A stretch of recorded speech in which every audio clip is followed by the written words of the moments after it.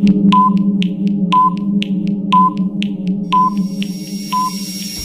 जय हिंद साथियों, स्वागत है एक बार फिर से Kumar Gaurav current affair class notes में। और एक बार फिर से आप सभी के लिए लेकर आया हूं, आप सभी के लिए वो क्लास नोट्स जो आपके लिए बहुत ज़्यादा इंपॉर्टेंट रहते हैं।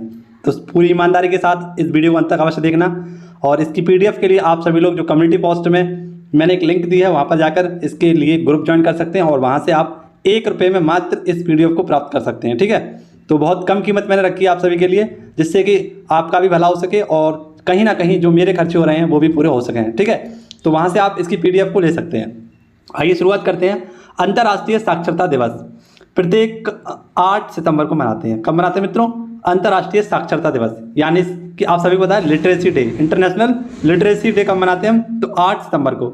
1967 से इसे हम मना रहे हैं, जबकि इसकी घोषणा कब हुई थी? 1966 में इसकी घोषणा हो गई थी। किसके द्वारा मनाते हैं? तो यूनेस्को के द्वारा। यूनेस्को का हेडक्वार्टर कहाँ पर है? तो ये है पेरिस में। 2022 की जो थीम रखी गई है, ट्रांसफॉर्मिंग लिटरेसी। ठीक है, ये इसकी थीम है। अब मित्रों, जैसे कि आपको पता है कि 2011 की जनगणना के अनुसार भारत में जो साक्षरता दर है वो कितनी है? 73% है, जिसमें सबसे ज़्यादा केरल की है और सबसे कम साक्षरता दर कहाँ की है? बिहार की है। बात आई है साक्षरता यानी कि पढ़े लिखे होने की, तो शिक्षा की बात हम जरूर करेंगे। शिक्षा मौलिक अधिकार में कब शामिल हुआ था? तो 86वें संविधान संशोधन 2002 में शामिल हुआ था। राष्ट्रीय बालिका दिवस कब मनाते हैं? 24 जनवरी को। विश्व हिंदी दिवस कब मनाते हैं? 10 जनवरी को। विश्व शिक्षक दिवस कब मनाते हैं? तो ये 5 अक्टूबर को मनाते हैं। और आप सभी को बताना चाहिए प्रत्येक 15 अक्टूबर को हम क्या मनाते हैं? छात्र दिवस मनाते हैं। किसका जन्म दिवस है? तो APJ अब्दुल कलाम का यहाँ पर जन्म दिवस है। 5 सितंबर को हाल ही में हमने शिक्षक दिवस मनाया है। ठीक है, ये पॉइंट भी आपको याद रखने हैं। अगला क्वेश्चन आपके सामने बहुत इंपॉर्टेंट क्वेश्चन है। फायर एंड फ्यूरी कॉर्प्स ने कहाँ पर इग्नाइटेड माइंड्स कार्यक्रम को स्टार्ट किया है? तो हाल ही में मित्रों आप सभी को पता होना चाहिए इग्नाइटेड माइंड्स एक कार्यक्रम की शुरुआत की गई है। और ये कहाँ से की गई है? तो आप सभी को पता होना चाहिए कारगिल से। हालांकि ये पूरे लद्दाख में किया जाएगा, जबकि अभी वर्तमान में ये लेह में सफलतापूर्वक संचालन हो रहा है, इसका कार्य चल रहा है। ठीक है, लेकिन इसका अगला पड़ाव कहाँ पर होगा? कारगिल में। तो हम कह सकते हैं कि पूरे के पूरे लद्दाख में इग्नाइटेड माइंड्स कार्यक्रम चलने वाला है। ठीक है, इग्नाइटेड माइंड्स एक बुक है, वो बुक किसकी है? APJ अब्दुल कलाम की। और APJ अब्दुल कलाम की एक और बुक है जिसका नाम है विंग्स ऑफ फायर। क्या नाम है मित्रों? Wings of fire. APJ Abdul Kalam Bharat के 11वें राष्ट्रपति थे और ये 2002 से 2007 तक भारत के राष्ट्रपति रहे थे। ठीक है, इन्हें मिसाइल मैन ऑफ इंडिया के नाम से जाना जाता है। और 1983 में इनके द्वारा एक प्रोग्राम चलाया गया था, उसका नाम था क्या मित्रों? तो integrated guided missile development programme. और उस प्रोग्राम के तहत इन्होंने 5 मिसाइलों को डेवलप करने की बात कही थी। और ये 5 मिसाइलें कौन कौन सी थी? तो पटना, PATANA। ठीक है, पृथ्वी, अग्नि, त्रिशूल, नाग और आकाश। ये पॉइंट आपको याद हुए? आप देखिए, आप सभी को बताना चाहिए कि ये जो हाल ही में चलाया गया है प्रवेश परीक्षाओं के लिए चलाया गया है। जैसे कि हमारे जो एंट्रेंस एग्जाम होते हैं, जैसे कि नीट का आपको पता है हाल ही में रिजल्ट आया है परसों। और आशा करता हूँ कोई भी अगर तैयारी कर रहा होगा आपके साथ का, तो मैं आशा करता हूँ उसका अच्छा रिजल्ट रहा होगा। ऐसे ही हम बात करें JEE, तो इसका भी प्रवेश परीक्षाओं के लिए इसे इंटीग्रेट जो हमारा मिशन है ये चलाया गया है। ठीक है, कौन सा मित्रों? इग्नाइटेड माइंड्स कार्यक्रम चलाया गया है। क्या योग्यता होनी चाहिए? सबसे पहले तो लद्दाख का मूल निवासी होना चाहिए और 70% से ज़्यादा 12th में उसके अंग आए होने चाहिए। ठीक है, और ये इसका फंड कौन देगा? तो इस सब के लिए फंड देगा हमारा HPCL। कौन देगा? HPCL। और HPCL के हाल ही में नए अध्यक्ष कौन बने हैं? पुष्कर कुमार जोशी। ठीक है, अब कुछ ऑपरेशन देख लीजिए। ऑपरेशन मेघदूत लद्दाख का है ये। ठीक है, 1984 में चलाया गया था सियाचिन को विजय पर। नेक्स्ट ऑपरेशन त्रिशूल, ये 4 दिसंबर 1971 को जब पूर्वी पाकिस्तान को बचाने के लिए ये ऑपरेशन त्रिशूल या ऑपरेशन ट्राइडेंट को चलाया गया था।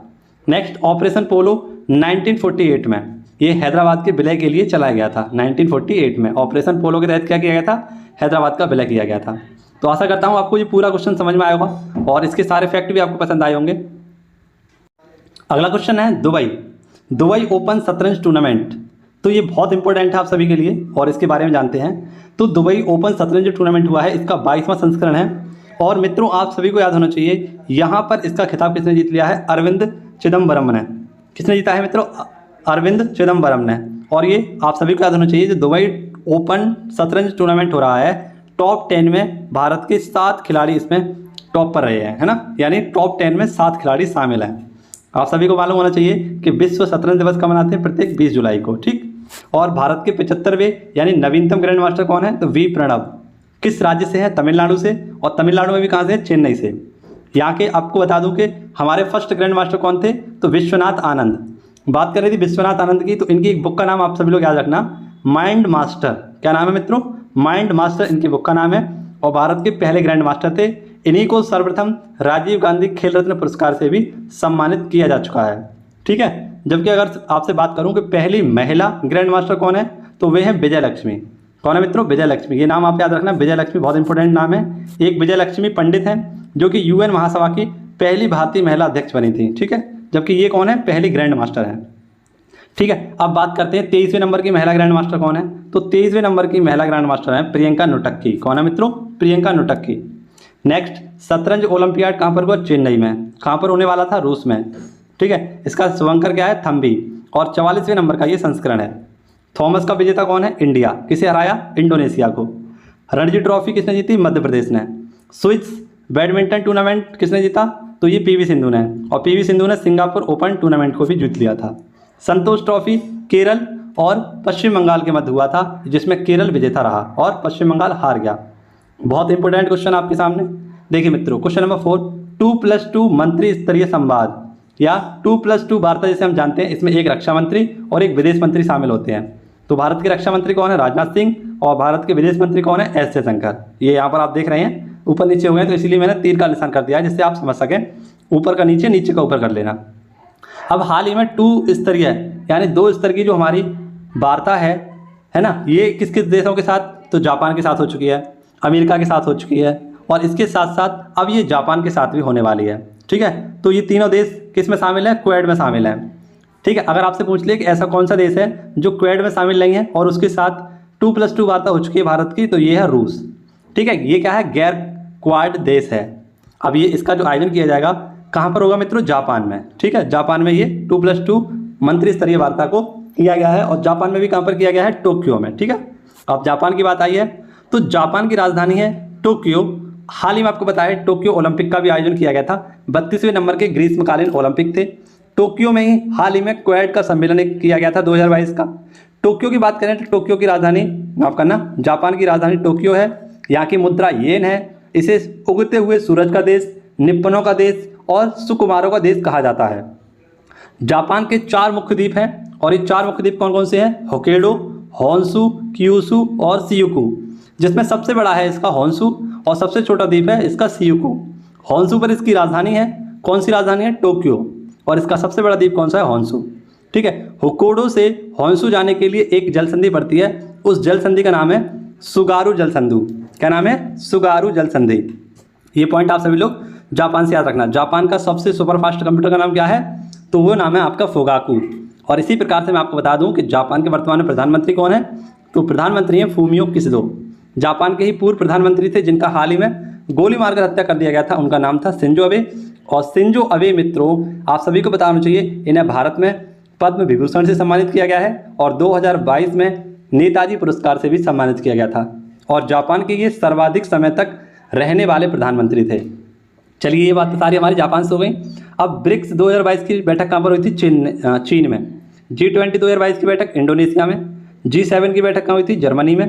क्वेड 2022 का आयोजन कहाँ हुआ या इसका सम्मेलन कहाँ हुआ? टोक्यो में। और बिम्स्टेक 2022 की बैठक कहाँ हुई? तो ये भी कोलंबो में हुई। ठीक है। तो ये सारे फैक्ट आपको इस क्वेश्चन से याद रखने थे। अगले क्वेश्चन की ओर बढ़ते हैं। जबरदस्त, जिंदाबाद। और बहुत ही इंपॉर्टेंट क्वेश्चन आपके लिए, देश का पहला बायो विलेज यानी देश का पहला जैव गांव कौन सा है? तो मित्रों, आप सभी को याद होना चाहिए, ये त्रिपुरा का एक दासपारा। कौन सा मित्रों? दासपारा एक विलेज है जो पूर्णतः कैसा होगा? पर्यावरण अनुकूलन होगा। सबसे ज़्यादा यहाँ पर जैव खाद का उपयोग किया जाएगा, सौर ऊर्जा को बढ़ावा दिया जाएगा और स्वच्छ ईंधन के लिए यहाँ पर कार्य किए जाएंगे। तो मित्रों, ये क्या बन जाएगा? एक जैव गांव बन जाएगा और ये भारत का पहला जैव गांव होगा या है। ठीक है। ये सारे पॉइंट आपको याद हुए। अब देखिए, कुछ समय पहले मैंने आपको क्वेश्चन पढ़ाया था पहला दुग्ध गांव। ये कौन सा गांव था? जैरी गांव, जम्मू कश्मीर का। ऐसे ही पहला शहद गांव कौन सा था? मागर गांव। पहला सैनिटरी मुक्त गांव कौन सा है? तो कोवलंगी। ये कहाँ पर है? केरल में। पहला ग्राफीन नवाचार केंद्र कहाँ खोला गया? केरल में। पहला ODF प्लस राज्य कौन सा है? तो तेलंगाना। इसी के साथ सबसे बड़ा बायो CNG संयंत्र कहाँ पर खोला गया? इंदौर में। और पहला इग्लू कैफे कहाँ पर है? गुलमर्ग, जम्मू कश्मीर में। त्रिपुरा की बात करें तो नए मुख्यमंत्री कौन है, डॉक्टर मानिक साह। और पहला कार्बन न्यूट्रल एयरपोर्ट कौन सा है हमारा, लेह लद्दाख। ठीक है, ये सारे पॉइंट आपको इस क्वेश्चन से याद रखने थे। अगर वीडियो पसंद आ रही हो तो आप लाइक कर सकते हैं, दोस्तों के साथ शेयर भी कर सकते हैं। अगला क्वेश्चन है, पहले माउंटेन साइकिल विश्व कप का प्रतियोगिता का आयोजन कहाँ किया जाएगा, तो ये किया जाएगा लेह में। ठीक है, लोसर उत्सव लद्दाख का है, हेमिस नेशनल पार्क लद्दाख में है, स्पुतनिक गस्टर ये लद्दाख में मनाया जाता है, हिमतेंदुआ राजकीय पशु कहाँ का है, लद्दाख का है। अगला क्वेश्चन, क्वेश्चन नंबर 8 आपके सामने है, सेहत। तो हाल ही में ये सेहत नाम की एक योजना चलाई गई है, स्वस्थ स्कूल योजना है ये। स्कूलों को स्वस्थ बनाने के लिए, यानी स्कूल के बच्चों को स्वस्थ बनाने के लिए इस योजना को चलाया गया है। और कहाँ से, तो हरियाणा से। किसने चलाया है, तो बंडारू दत्तात्रेय जो कि यहाँ के गवर्नर हैं। ठीक है, इसमें क्या होगा, तो 1 साल में 2 बार स्वास्थ्य की जांच की जाएगी और लगभग 25 लाख छात्रों की यहाँ पर जांच की जाएगी। तो उसके लिए सेहत नामक योजना चलाई गई है, कहाँ से, हरियाणा से। हरियाणा में ही क्या चलाई गई थी बच्चों के लिए, ई अधिगम योजना, जिसके तहत 10th और 12th के बच्चों को टैबलेट प्रदान किए गए थे और उसके साथ साथ 2 GB डाटा भी दिया गया था। ठीक है, ये सारे पॉइंट आपको याद रखने हैं। ऐसे ही एक चलाई गई थी सेहत पहल, तो यहाँ पर सैनिक के परिवारों को स्वास्थ्य सुविधा उपलब्ध कराने के लिए सेहत पहल को चलाया गया था। नमस्ते योजना, सफाई कर्मियों के लिए मशीनीकरण करना। और PM श्री योजना, ये हाल ही में चलाई गई थी स्कूलों के विकास के लिए। कितने, तो 14,500 स्कूलों के विकास के लिए आरंभ की गई थी। अगला क्वेश्चन, आप सभी को मैंने कल मैंने क्वेश्चन पढ़ाया था कि ब्रिटेन की नई प्रधानमंत्री, तो ब्रिटेन की नई प्रधानमंत्री कौन बनी थी, लिज ट्रेस। अब इनकी मंत्रिपरिषद में जो पहली महिला भारतीय मूल की गृह मंत्री बनी है वो बनी है सुएला वेबर। ये कहाँ की हैं, भारतीय मूल की हैं और ये वहाँ पर क्या बनेंगे, गृह मंत्री बनेंगे ब्रिटेन की। इससे पहले क्या थी, तो पूर्व महान्यायवादी थी। ठीक है, कौन थी मित्रों, पूर्व न्यायवादी, महान्यायवादी। ठीक, अब अल्पसंख्यक आयोग के मंत्रालय के मंत्री कौन है, आप सभी को पता है भारत में कौन है, स्मृति ईरानी। और गृह मंत्री वर्तमान में कौन है, अमित शाह। ये हमारे भारत के हो गए। क्वेश्चन नंबर 10 इंपॉर्टेंट क्वेश्चन आपके लिए, यूनेस्को ने भारत में 3 शहरों में global network of learning cities, कहाँ पर है ये 3 शहर, तो एक है त्रिशूर, ये केरल का है, एक है नीलाम्बूर, ये कहाँ पर है, ये भी केरल में है, और वारंगल, ये भी कहाँ पर है, आपका केरल में ही है। ठीक है, तो इन तीनों शहरों को हाल ही में global network of learning cities में शामिल किया गया है। यानी ये 3 ऐसे शहर हैं जिनसे अन्य शहर कुछ सीखें। इसके लिए इन तीनों शहरों को यूनेस्को के द्वारा global network of learning cities की लिस्ट में डाला गया है। बात करें यदि यूनेस्को की, तो हेडक्वार्टर कहाँ पर है, ये है पेरिस में, और इसकी स्थापना कब हुई थी, 1946 में। ठीक है, यहाँ पर भारत में इसकी कुल वर्ल्ड हेरिटेज साइट जो है वो कितनी है, 40 हैं। और 40 में इसकी वर्ल्ड हेरिटेज साइट है धौलावीरा, जो कि गुजरात में है। ठीक है, हड़प्पा सभ्यता से संबंधित एक स्थल है धौलावीरा। 39वीं तो रामप्पा मंदिर है, और ये कहाँ पर, तेलंगाना में। इसकी 2 प्रकार की धरोहर होती है, एक होती है अमूर्त और एक होती है मूर्त। तो मूर्त में तो इसकी 40 हो गई, जबकि अगर मैं पूछूं अमूर्त में कितनी है, तो 14 साइट है इसकी। और जो 14वीं साइट कौन सी है, वो है Durga Puja. World heritage city में कौन है, तो जयपुर शामिल है और अहमदाबाद शामिल है। जयपुर 2019 में और अहमदाबाद 2017 में शामिल हुआ था। अगला क्वेश्चन आपके लिए लास्ट क्वेश्चन आज का, क्वेश्चन नंबर 11, भारतीय फुटबॉल महासंघ के शासी निकाय के लिए महासचिव किन्हें बनाया गया है, तो ये बनाए गए हैं साजी प्रभाकरण को बनाया गया है फुटबॉल महासंघ के शासी निकाय के महासचिव। ठीक है, तो ये आज की पूरी क्लास आपके सामने मैंने रखी है, बहुत ही कम समय में, लगभग 15 से 20 मिनट की वीडियो जो कि आप 2.5 घंटे तक देखते हैं। तो इसको अपना थोड़ा सा प्यार दीजिए, है ना, और इसके नोट्सों को आप सभी लोग अपने पास रखिए, जिससे कि आपकी जो भी परीक्षा हो उसकी खोपड़ी में छेद आप कर सकें। और आप सभी को पता ही होगा कि अगर आप अंत तक वीडियो देखते हैं तो डेली हम 12 बजे आ रहे हैं, क्योंकि परीक्षाएं आपके सर पर हैं। तो आपकी बेहतरीन तैयारी के लिए डेली मैं आपके लिए ग्रुप डिस्कशन लेकर आ रहा हूँ। ठीक है, तो जो भी कमी हो, जो भी अच्छा लगे आपको, कमेंट बॉक्स में ज़रूर बताएं और उस 12 बजे वाली शिफ्ट में आप ज़रूर रुकें। ठीक है, हो चुका आगाज लड़का, युग बदलने की तैयारी, जीत उसी युग की होगी जिसका संघर्ष है जारी। तो धन्यवाद दोस्तों, मिलेंगे आपसे अगली वीडियो में। जय हिंद, जय भारत, वंदे मातरम, भारत माता की जय।